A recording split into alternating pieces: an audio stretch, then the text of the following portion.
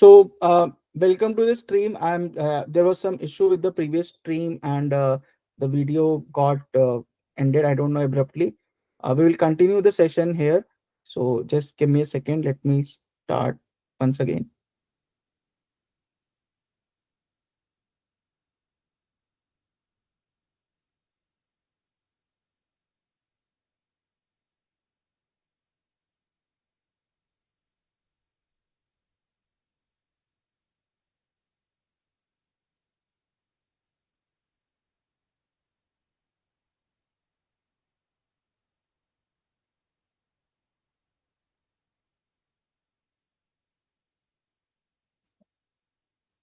Okay, so let's continue. Let me share my screen.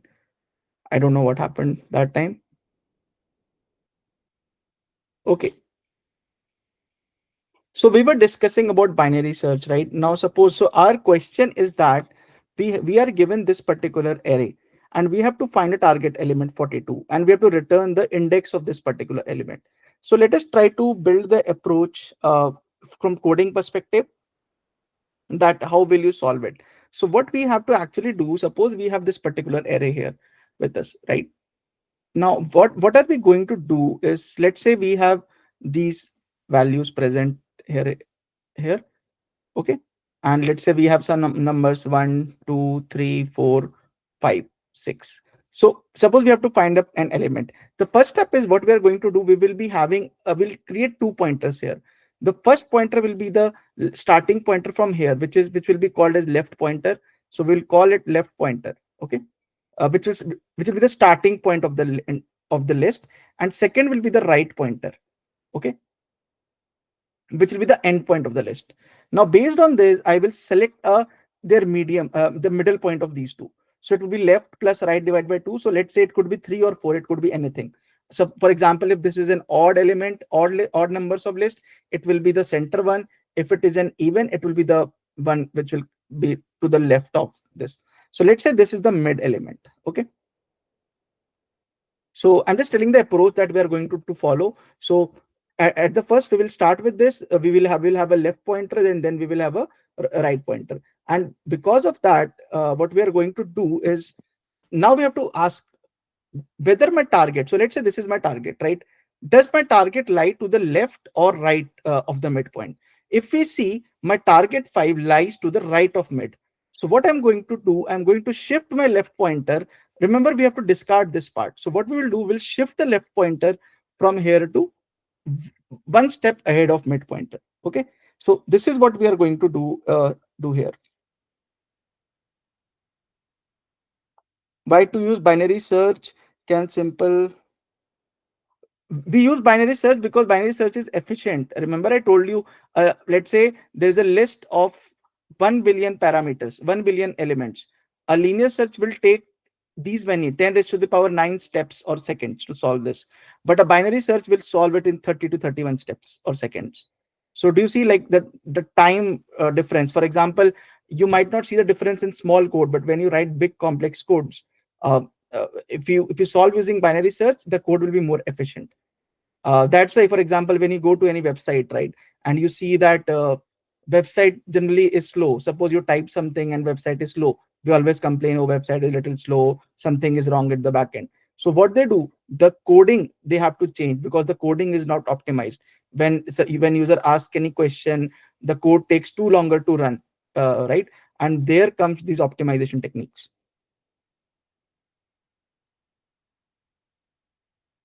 I didn't get your point. What do you mean by indexing? Why not? Can you please write down that once again?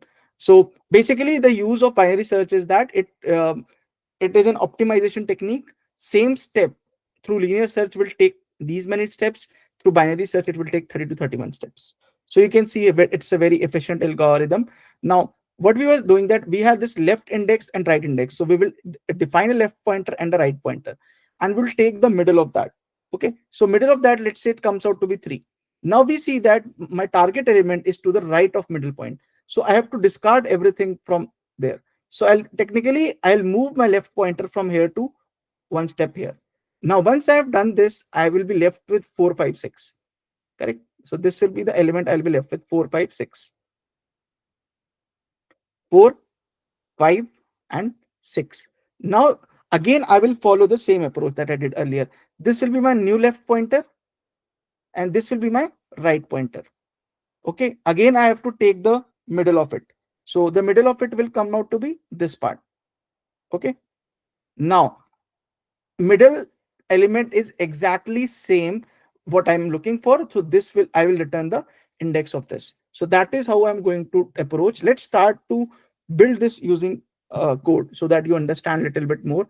Now, what is going to happen? The steps are as below. Step one is step one. We will say that create a left pointer, which is basically 0 because we are starting from the left of the list, and a right pointer, which is the from the extreme of the particular list. Okay, so we have created 2 steps. Now step 2 will be take the midpoint of left and right. Okay, now so these 2 things we have done. Okay, now what is the step 3? Step 3 is basically that you need to ask yourself. So there are 3 scenarios possible, that the value at the midpoint, the mid value and target value. So basically you'll do compare target value versus mid value. Okay, so there are 3 scenarios possible. The first scenario is mid value comes out to be equal to target value. Okay, the second scenario will be mid value is to the left or is less than basically target value. It means the target value is towards the right. Remember, binary search only works if the list is properly sorted. If list is not sorted, binary search will not work there. Okay, so third is when mid value is greater than target. Okay, so there are 3 scenarios possible. Now if you see, for the first scenario, if we get that is what we are looking for, right? Then simply, so what we have to do here, return the index. So this is what our question is. Okay, but what if our mid value is less than target? So what we have to do, as I showed, when my mid value is less than the target, is less than, so I have to move left pointer from here to here.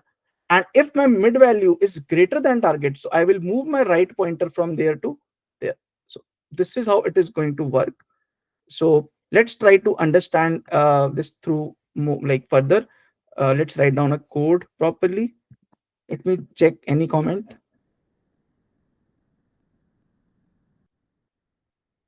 That's what I told. Target is 42. So simply using indexing, so that's what I'm saying. Right now, you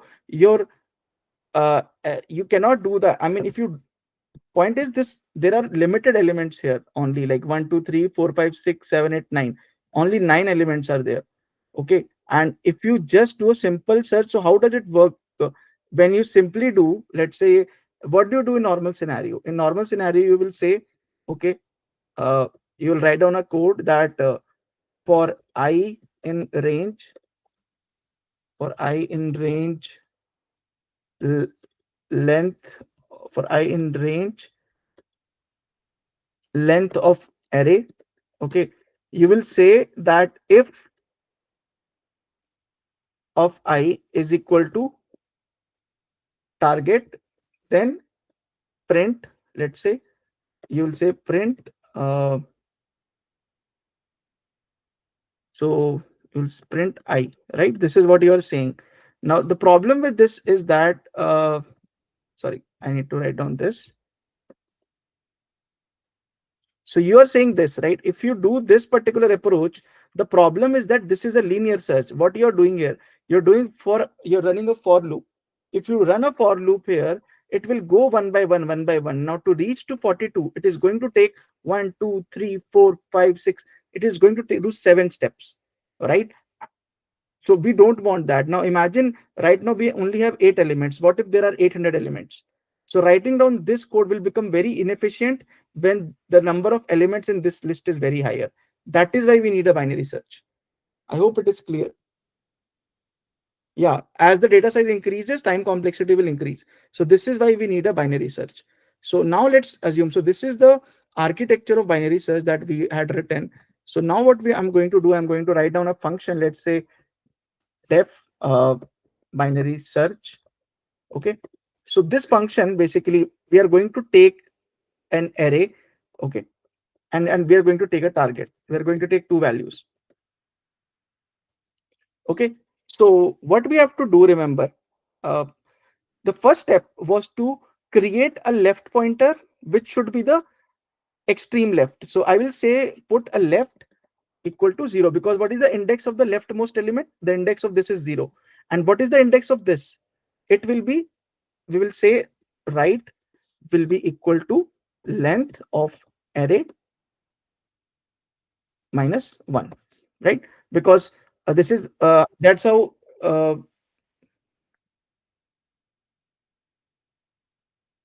okay, yeah, I'm sorry, I mean it's because of this. Anyways, let's come here. So that's how it works, right? Let me just, so length of array minus 1, this is how it is going to work, because remember in Python indexing, sort the array. Yeah, so I told you binary search only works when your index is sort, when your list is sorted. This particular thing is okay, it is not sorted, sorry, I just saw 2 4 7. Yeah, this is sorted, right? 2 4 7 10 23, this is sorted. Binary search, this is the must condition. Must condition for binary search is that list should be sorted. Okay, can someone tell me, those who are on live, that why it does not work for unsorted list?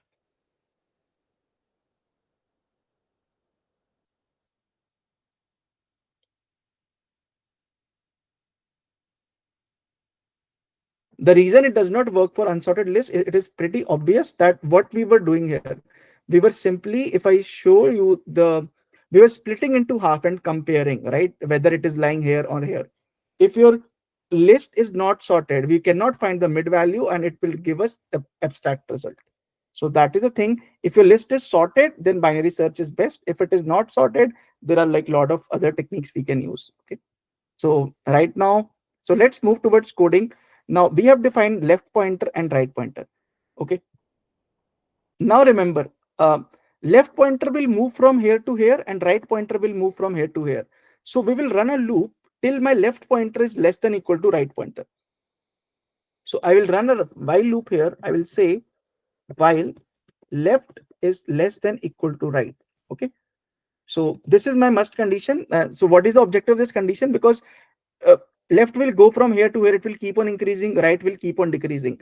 The moment they cross each other, we should stop iterating, because otherwise we will see the same result again and again, right? So that is the reason. Now let's do one thing. So while left, so now what we have to do, we have to calculate the midpoint. So we'll say mid is equal to left plus right quotient 2. Okay, so 0, and the value of right is 0 0 1 2 3 5 6 7 8, right? So it will give me the mid value. Now remember, whatever step we have to compare now. So I'll be comparing now. So start the comparison.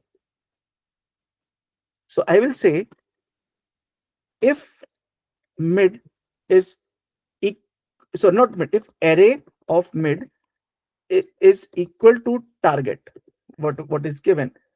Okay, so what do I need to return? Remember, what is the question? I need to find the index of the target element. If I meet the value, I simply need to return that particular index. So what will I return? I will return mid here. Okay, but what if it does not meet that? So what will happen? We'll use elif. So this is the equal condition. Now what is the other condition? If array of mid, let's say this is less than my target. Okay, so now what we are going to do, remember we just saw this part, that if I'm to the left of my target element, so what we did, here, this was my midpoint. Now this is less than my target. So I have to move my left pointer from here to here, because these three elements will not be useful for me. Okay, So that's why I'm moving my left pointer from here to here. So what is going to happen?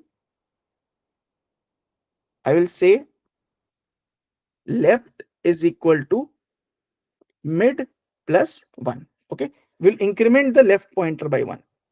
And the third scenario, so in this scenario, your mid value is less than target. So discard the left part and move left index. So that is what we are doing here.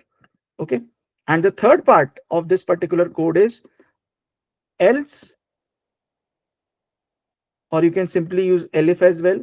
Okay, or you can simply use else as well. It's up to you what you want to use. So simply let's do else.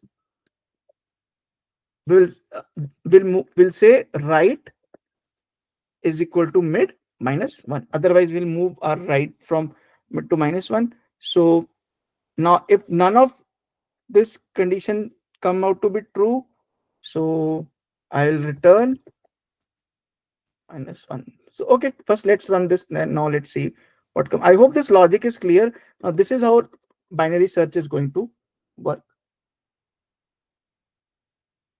This is a very simple implementation of binary search. Now let me run this.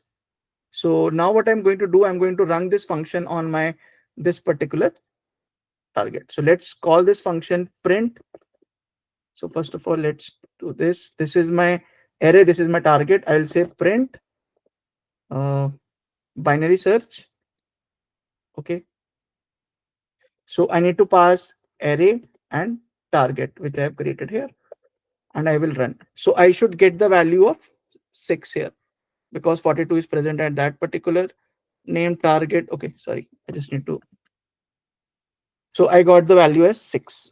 Okay, so this is what we were looking for. This is a basic step of binary search, how you can get sort things. You can basically find elements using a binary search. It's a pretty simple 4-5 lines of code only. You just need to understand the logic, and this is very, very important. Like if you know this particular concept in interviews, it will help you a lot. So do understand the concept. We'll solve a couple of questions based on this, right? In this particular session, I just wanted to introduce you the concept of binary search. So let's have a 1 minute, like you can have a look at the code, and then we will start solving other questions. Okay.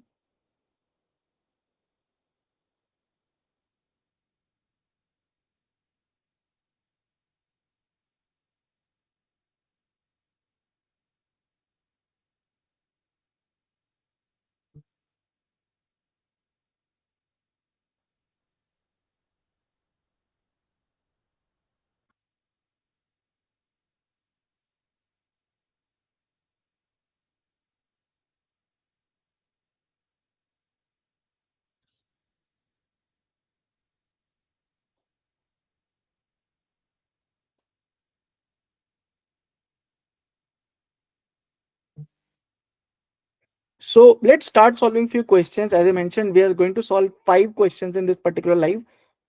More questions we will solve in some other session. So I have this particular file with me. Let me bring few questions. So this is a good question. The question says that you are given an array. Okay. Now remember, we can solve using binary as well, or we can solve without binary as well. I will see whatever method is like more intuitive, we will solve using that. I just taught you binary search, but it does not mean we will solve everything through binary search. Okay, so let's try to understand this particular question that we have.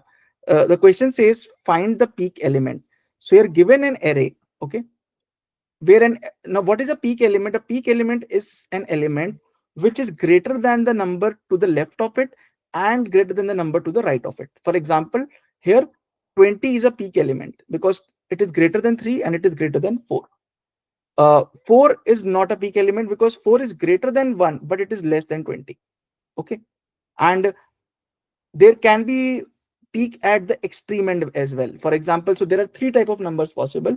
If you see the numbers which are lying somewhere in the middle of the list, and there are other numbers which are lying to the extreme end.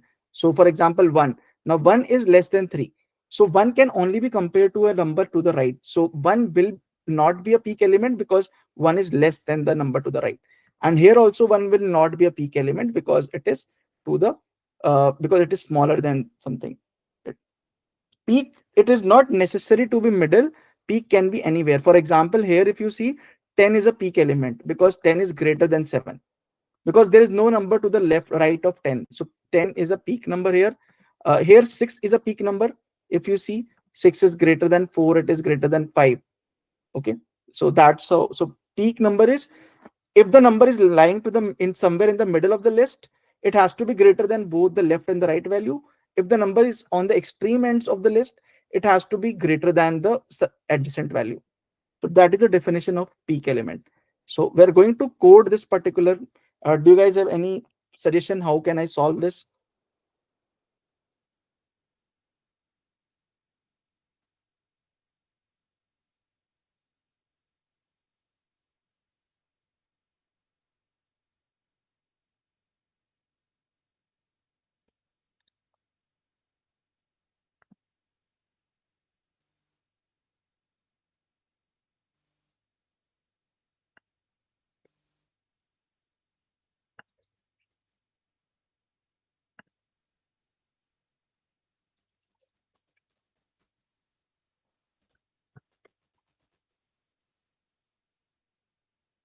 There can be many peaks. It is there can be multiple peaks inside a list. For example, if you see, let's create a list, right?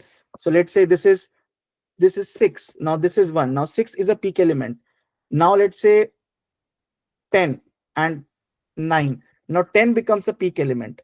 Now let's say 11 and 5. Now 11 also becomes a peak element, right? And you can keep on adding numbers. So there can be any number of peak elements present in a particular list.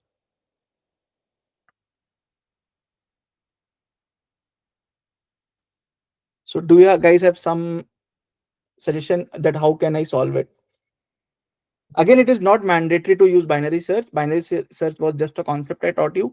You can think of some other like possibility as well.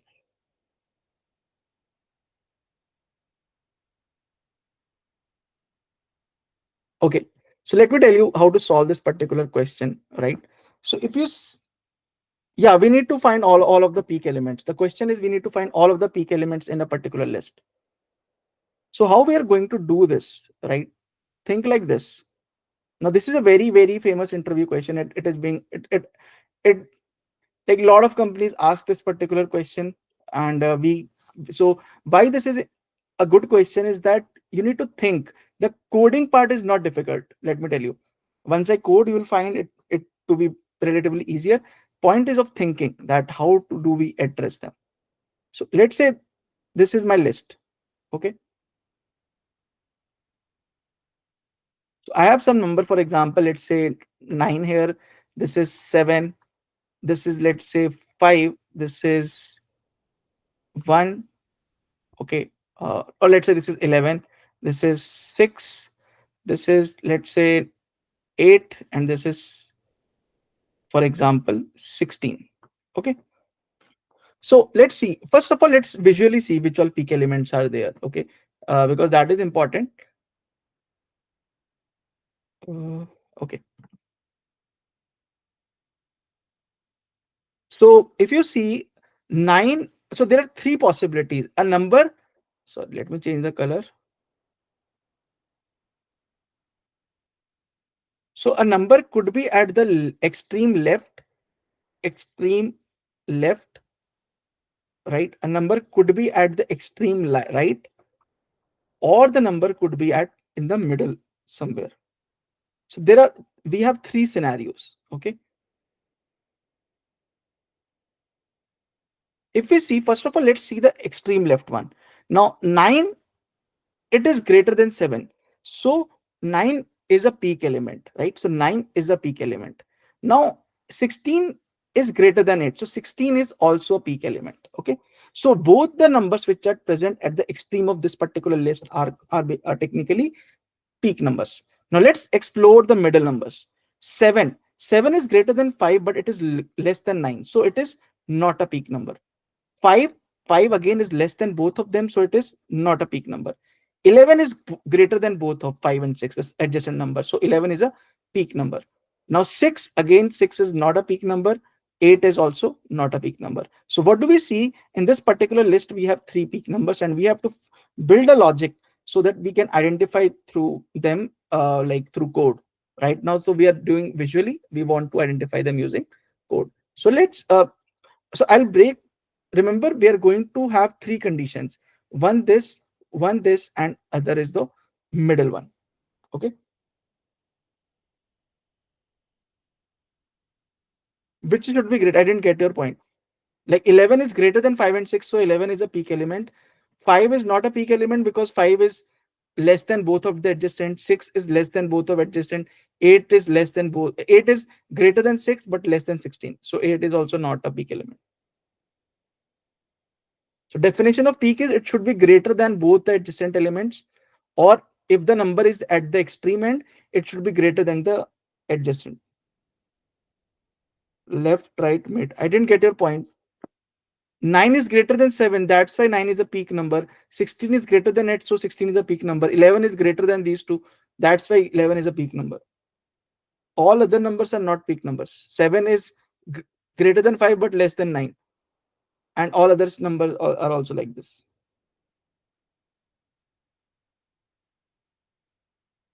So there are 3 peak elements in this particular list. We have to find them.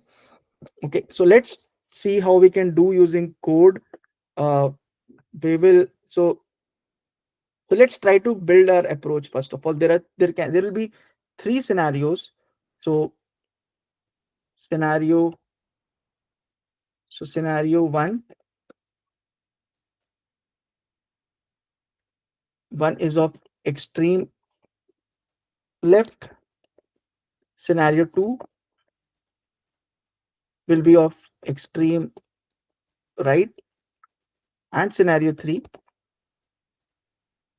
of middle values. Okay, so first of all, let's address the extreme ones. They are easier to address. So we will first of all address them. So let's write down a function def peak. Okay, so what is our input? Our input is just a list. Okay, so we'll say array, which we can say is a list.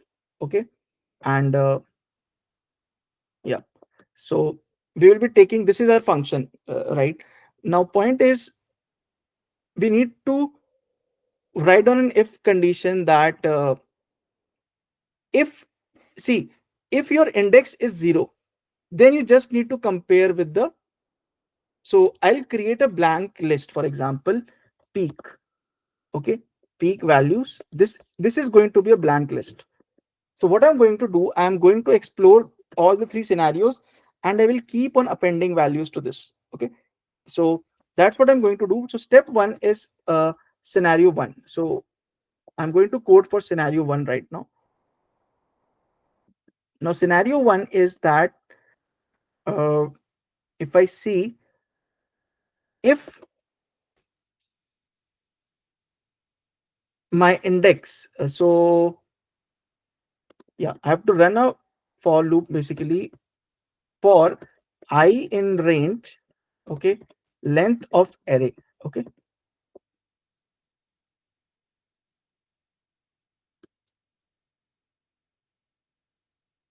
for I in range of length of array, or you can say without this as well, you can say if array of 0, it means the first element, okay, is less than array of 1. So what does it mean?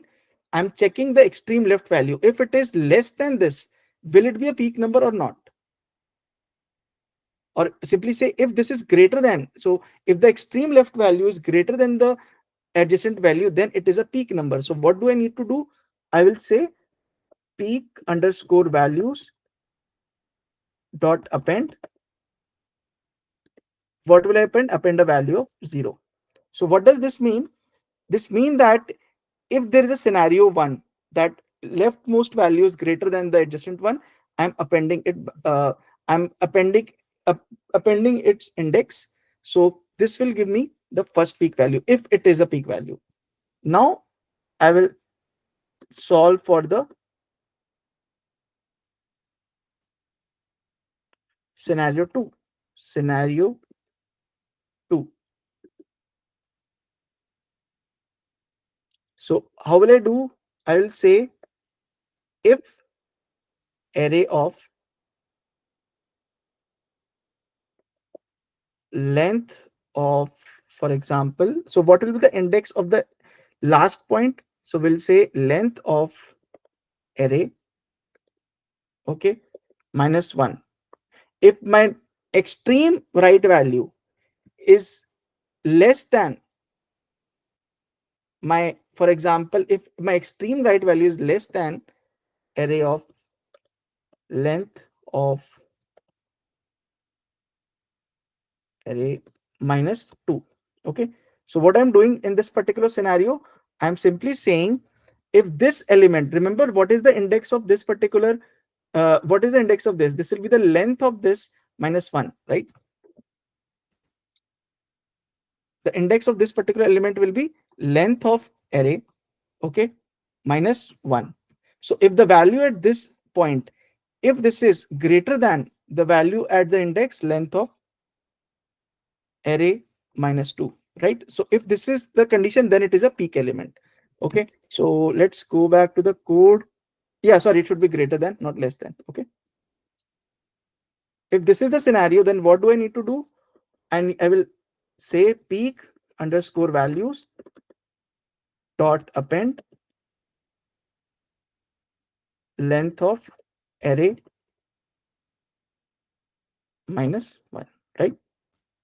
So is this much part clear? So this right now we have taken care of two scenarios, okay.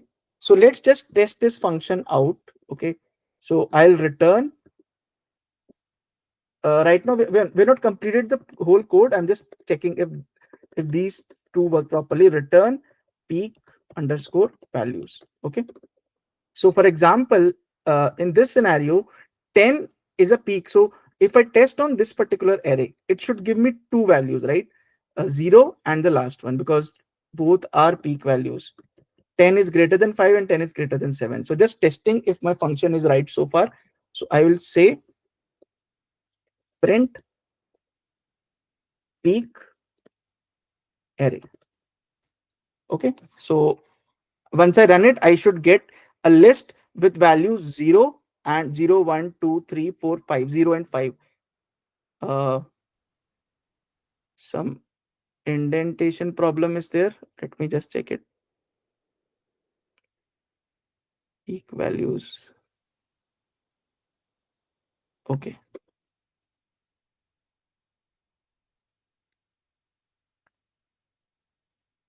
Yeah. See, 0 and 5 I'm getting. So far my function is working correctly. I'm able to identify if an element, for example, let us say, let's change the value. Let's make it 1. Now, when I make it 1, this 1 is no more a peak value, right? So I should only get 5 as my answer. So let's run it. Now I'm only getting 5. So what does this mean? My function is correct so far. I'm able to identify if a peak element is present at my extreme end. Now, what is my next task? My next task is to basically check if explore the middle values. Okay, so scenario 3, now I have to add scenario 3, explore middle values. So how will I explore middle values is simple. Remember, to explore the middle values, remember my number should be greater than the left one and right, greater than the right one. So I will run a for loop. I will say for I in range length of array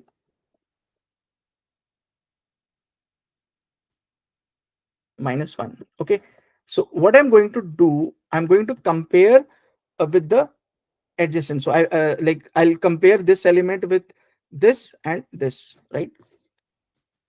So I'm going to compare this with this and this. So how does it work? My I will start from 0, 1, 2, 3, and so I just have to check if array of I, it has to be greater than array of I plus 1, right? And it has to be greater than array of I minus 1, right? So these two conditions should be satisfied parallelly, right? Now, if this is a scenario, I can vary from 1 because I cannot be 0. Otherwise, this will become non-existent. So I will vary from 1 to this particular point. Okay. So if I have to write down this particular code, I will mention that for I in range 1 to length of array minus 1. Okay. This is what I'm going to write down. If array of I is greater than array of I minus 1 and array of I is greater than array of I plus 1. Okay. So in both scenarios, if this condition holds, then it is a peak value. So what will I do? I'll say peak underscore values dot append I. Okay. So this is for the middle values, that if both of these are holding true simultaneously, I simply need to add that index and that will give me the peak values. And for example, here if I see now once I run this function, what should I get? I should get this, because this is a peak value. 7 is 7 a peak value? 7 is not a peak value. 6 is a peak value. So I should get 0, 1, 2 and 5. That should be the answer of this particular code.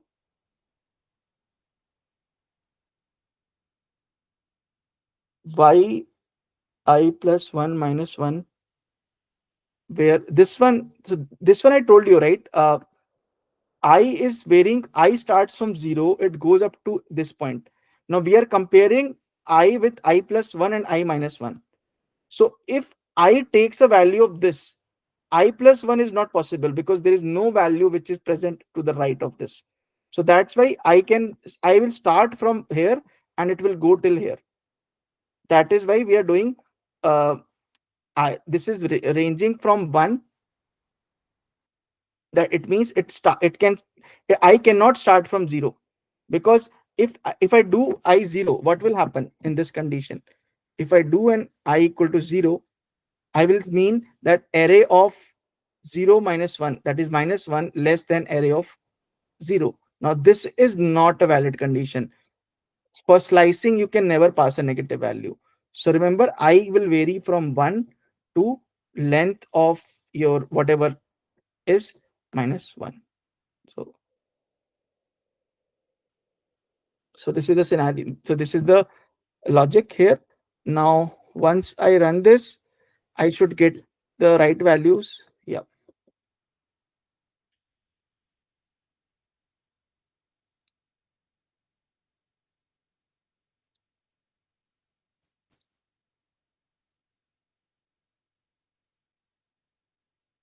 Okay, so now let's run this code. So we got 5 and 2. So we got 2 peak values, right? First of all, first came from here and second came from here. So this is how you will basically solve this particular question, which is how to find a peak element in a given list. There are more methods, but this is the most easy method. You can solve using binary search as well, but no need to go that complex. Uh, this is present in O and time complexity. If interviewer asks, you can explore, but it's fine. Right now, just try to understand this logic, that you can solve this particular question using these methods.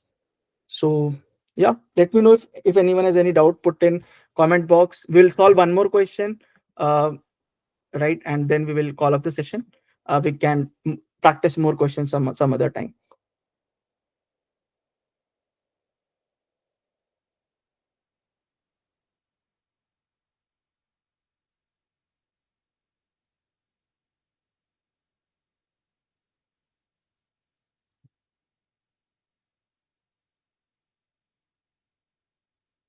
Okay, so no one has any question. Now let's move to one last question for this session.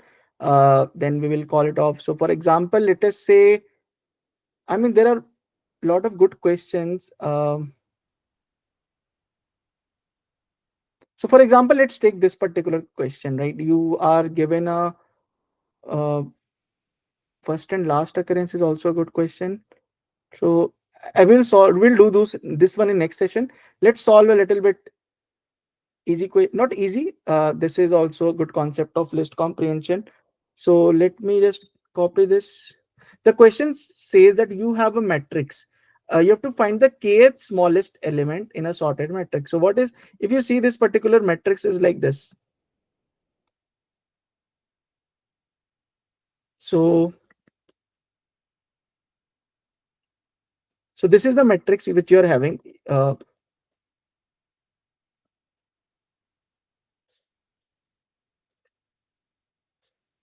Okay, now question is asking you have to return the eighth smallest element. Now this, see, this numbers can be in any order.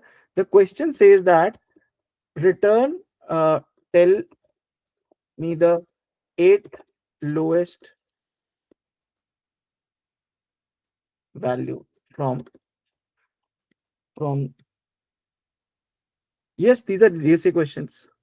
Tell me the eighth lowest value from the list. Okay, so suppose, how do we do this now? This is a very standard question. I mean, you should know. The problem is this, that the numbers are, there is a list inside list, right? Or there can be more things. For example, if some things are like this, suppose, okay.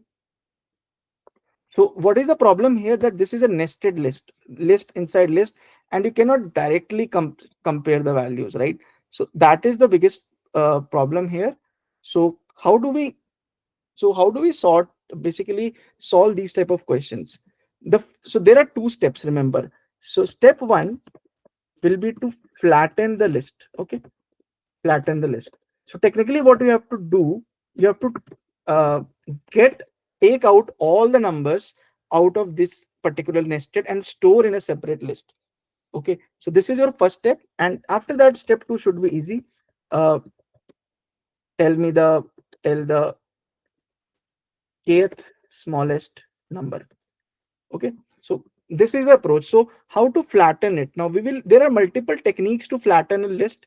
We will be using list comprehension for this. Okay, so now list comprehension, you can solve this in just one line of code. Okay, so how does list comprehension work? So if you think like this, let me so 5 9 11 13 12 13 14. Okay, first of all, let's solve the easy one. The difficult one you can solve after the session. So let's say this is my nested list. Okay, I have a list present, and I have a list inside this. I have three more lists, and I have to get those numbers out.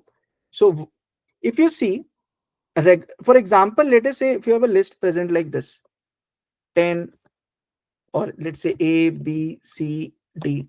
So when we run a for loop, what happens? We run for, let's say, num in nums. So what happened, that you loop across each of the element. So if you see, this is a list of lists. So when you write down this particular part, you say for num in nums, or let's say matrix. So what will happen? You are basically this. What is this num? This num is this list. Then it will become this list. Then it will become this list, right? So you are iterating through a list again and again. And inside this num, there is another list, right? So that's how it is working. So there are two levels. Things are operating at two levels here. If you see, first of all, you're talking the numbers outside. Okay, this is the external list which is present, and inside this you have internal numbers, right? So how do we print them? Using a list comprehension, we simply say, let's say a, if we say, let's say list for, list is a reserved keyword, I will say num for num in matrix. Okay, so what this will do, if you just run this particular code, okay, this will what is this num? It will print this, it will print this, it will print this. Okay, so you have got same, this list is coming in form of a list. Now you want, suppose you have this list and you want to this num stands for each of the list, this list, then this list, then this list. Okay, Now inside each num there are further elements. So if you think, if you try to draw like something like this, you have your main list which is present here, which is a which has three sublists. Okay, L1, L2, and L3. Okay, this is what your num is, which we created. Now each of the list has further numbers inside it, right?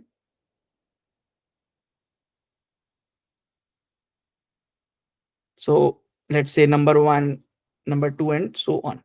So these you can address through some other variable. You can say, let's say number A.